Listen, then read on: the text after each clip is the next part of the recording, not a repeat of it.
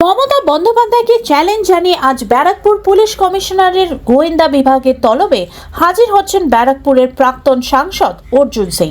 তিনি বলেন ৩৬৫ দিনেই মমতা বন্দ্যোপাধ্যায় কেস দিক তাতেও কোনো আসে যায় না, তবে ২১ তারিখের পর এই ঘটনার পর এনআইএ তদন্তের জন্য আবেদন জানাবো, তবে পুলিশের ওপর ভরসা নেই, তাই শুভেন্দু অধিকারীকে প্রাণ নাশের ঝুঁকি থাকায় আমি এই কথা বলেছিলেন।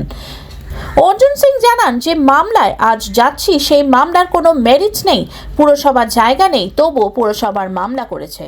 ৭২ ঘন্টায় নিশ্চিত বশীকরণ। আপনার প্রেম, ভালোবাসা, বিবাহ, ব্যবসা, চাকরি, কর্ম, বাস্তু, শিক্ষা, গ্রহদোষ ইত্যাদি সকল সমস্যার নিশ্চিত সমাধান করুন অনলাইন বা চেম্বারে এসে।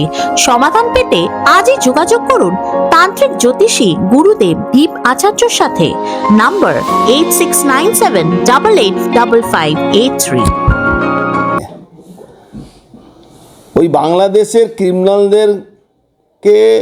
ক্রিমিনালরা ভরে গেছে, জেহাদিরা ভরে গেছে। বারবার আমরা বলছি পুলিশের রাজনীতিকরণ হয়ে গেছে। পুলিশ যে অবস্থায় আছে, পশ্চিমবাংলা পুলিশ দলদাস হয়ে গেছে, চটিচাটা পুলিশ হয়ে গেছে। তারা অ্যাকচুয়ালি অ্যাডমিনিস্ট্রেশনে কাজ করছে না, প্রশাসনে কাজ করছে না। তারা নিজের নেত্রীকে খুশি রাখার চেষ্টা করছে।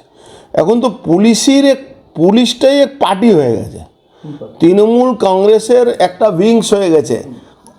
অল ইন্ডিয়া এই পার্টিটা তো অল ইন্ডিয়া পার্টি আর নয়, কিন্তু পশ্চিমবঙ্গ পুলিশ তৃণমূল কংগ্রেসের পশ্চিমবঙ্গ পুলিশ একটা হয়ে গেছে। এই পুলিশ এর দায়িত্ব নিয়ে মমতা ব্যানার্জি পশ্চিমবাংলাকে সর্বনাশ করছে। একজন মুখ্যমন্ত্রী যে সাপ্লায়ার, তাকে অ্যারেস্ট করছেন না।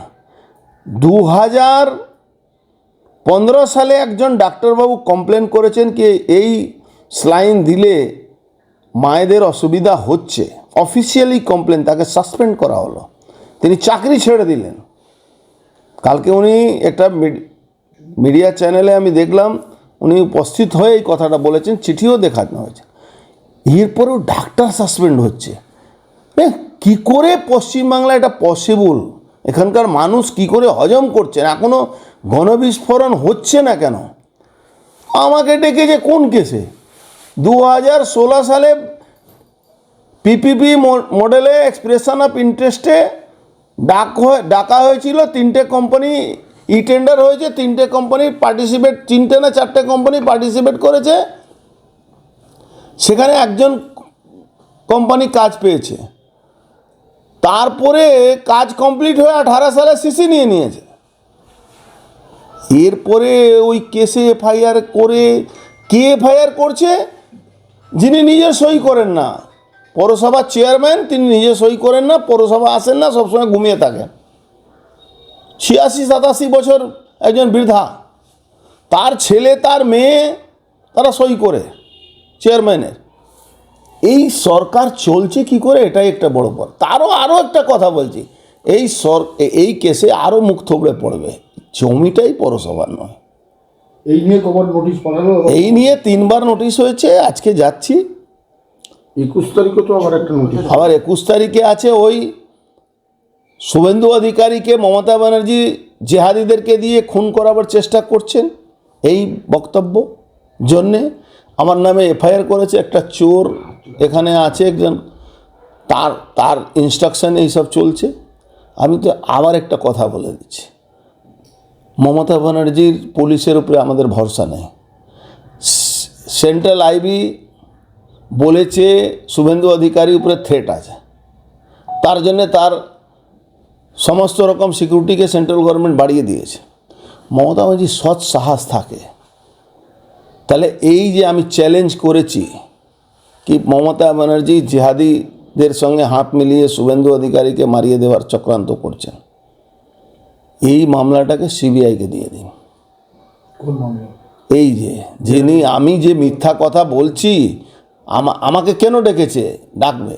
আমার কাছে কি সোর্স আছে? সুপ্রিম কোর্টের রুলিং আছে। আমি আমার সোর্স তোমাকে বলবো নাকি, তুমি পুলিশের লোক আছে, তোমার কাজ আছে, আমি তো পলিটিক্যাল লোক। আমি একটা কথা বলবো, তুমি ওই সোর্সটাকে যাচাই করবে, যাচাই করে তুমি ওটাকে প্রোটেকশন দেবে। সেন্ট্রাল গভর্নমেন্টের ইন্টেলিজেন্স ব্রাঞ্চ বলছে কি হ্যাঁ ওনার উপরে থ্রেট আছে, আর আমি যখন বলছি তখন আমার নামে এফআইআর করছে। তো মমতা ব্যানার্জি এটাকে সিবিআই ইডিকে দিয়ে দিন, আর নালে আমি আজকে 21 তারিখে আমার ওই কেসের ডাক আছে, ইনভেস্টিগেশনের পরে আমি কোর্টে যাব কি এই মামলাটাকে সিআইডি হাত থেকে তুলে এনআইএকে দেওয়া উচিত। কেন এই মামলা পশ্চিমবঙ্গ পুলিশ যে একটা আসামিকে রুখতে পারে না, বাংলাদেশ থেকে ক্রিমিনাল এসে আসামিকে পুলিশকে মেরে চলে যাচ্ছে, এখনও পুলিশ কেন বিদ্রোহ করছে না আমি এটাও ভাবি। পুলিশের মেরুদণ্ড ভেঙে গেছে, কী করবে।